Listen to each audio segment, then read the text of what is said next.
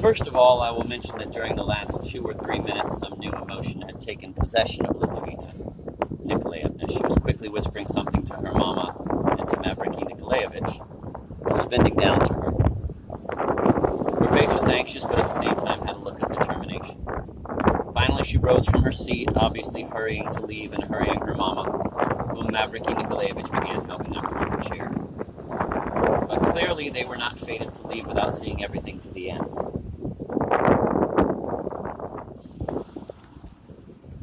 Shatov, who had been completely forgotten by all in his corner, not far from Lizaveta Nikolaevna, and who apparently did not know himself why he was sitting there and would not go away, suddenly rose from his chair and walked across the entire room with unhurried but firm steps towards Nikolai Vsevolodovich, looking him straight in the face.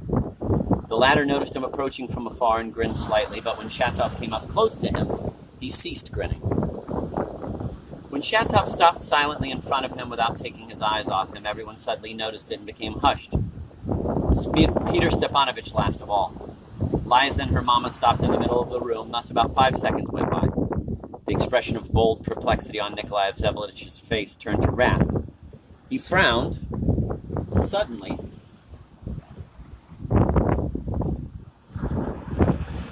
Shatov swung his long, heavy arm and hit him in the face with all his might. Nikolai Vsevolodovich swayed badly on his feet. Shatov hit him even somehow peculiarly, not at all as people ordinarily slap someone in the face, if it is possible to put it so.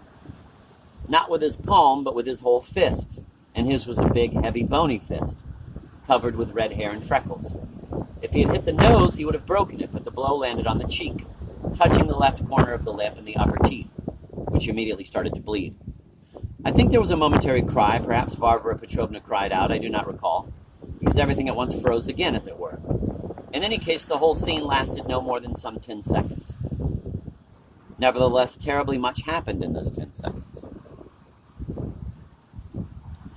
I will remind the reader once more that Nikolai Vsevolodovich was one of those natures that knows no fear. In a duel, he would stand cold-bloodedly before his adversary's fire, take aim himself, and kill with brutal calm. If anyone had slapped him in the face then, I think he would not have even challenged the offender to a duel, but would have killed him at once on the spot. He was precisely that sort, and would kill with full awareness and not at all in rage. I even think that he never knew those blinding fits of wrath that make one unable to reason. For all the boundless anger that would occasionally take possession of him, he was always able to preserve complete self-control.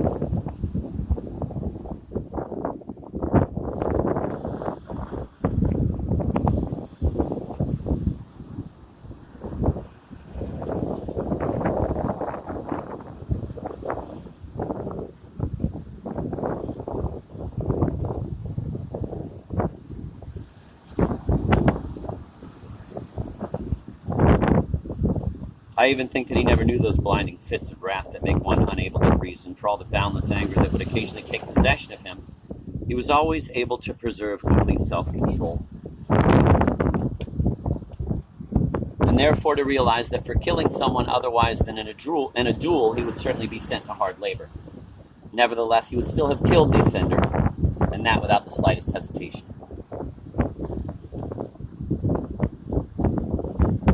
I have been studying Nikolai Vsevolodovich all this recent time, and owing to special circumstances, I know a great many facts about him as I now write.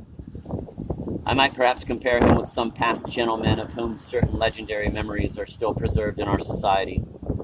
It was told, for example, of the Decembrist blank, that all his life he deliberately courted danger, reveled in the sensation of it, turned it into a necessity of his nature, When young, he would fight duels over nothing. In Siberia, he would go against a bear armed only with a knife. Liked meeting up with escaped convicts in the Siberian forests. And they, I will note in passing, are more dangerous than any bear.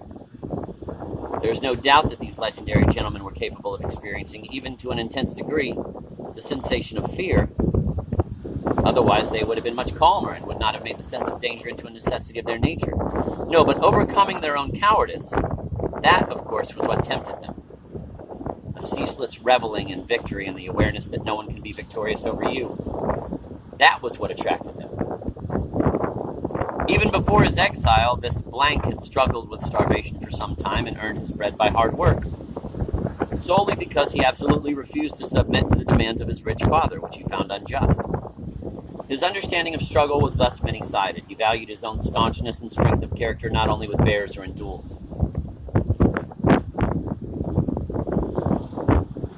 However, since then many years have passed, and the nervous, tormented, and divided nature of people in our time no longer even admits of the need for those direct and integral sensations which were once so sought after by certain gentlemen of the good old days in their restless activity.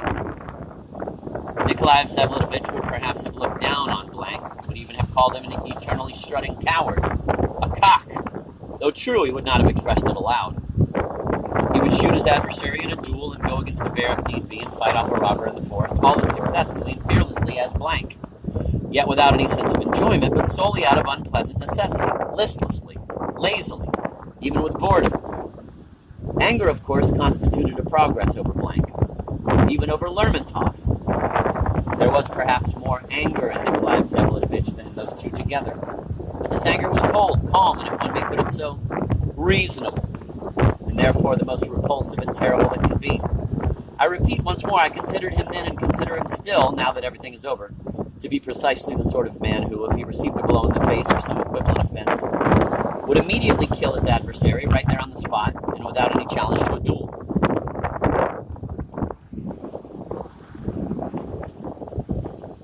And yet, in the present case, something different and wondrous occurred.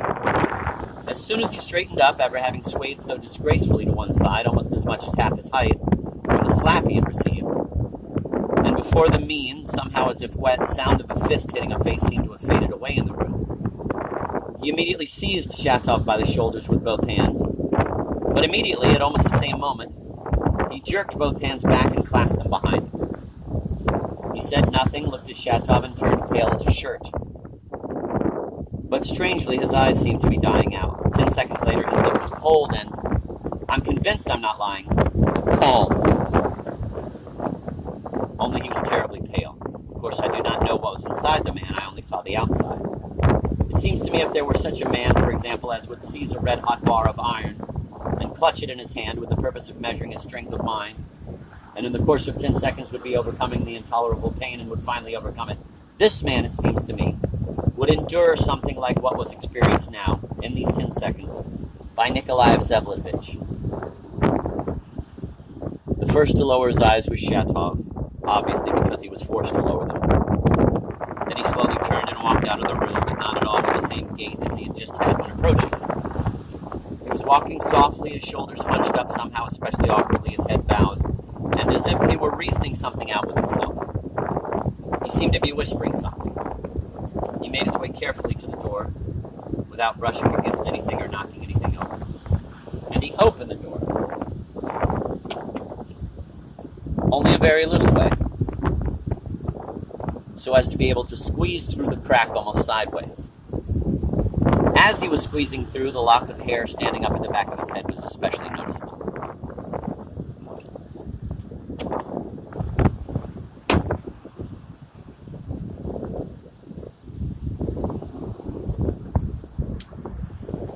Then, before all cries, there came one terrible cry. I saw Lizaveta Nikolaevna seize her mama by the shoulder and Mavriky Nikolaevich by the hand and pull them 2 or 3 times, drawing them out of the room, but suddenly she cried out and fell full length on the floor in a swoon.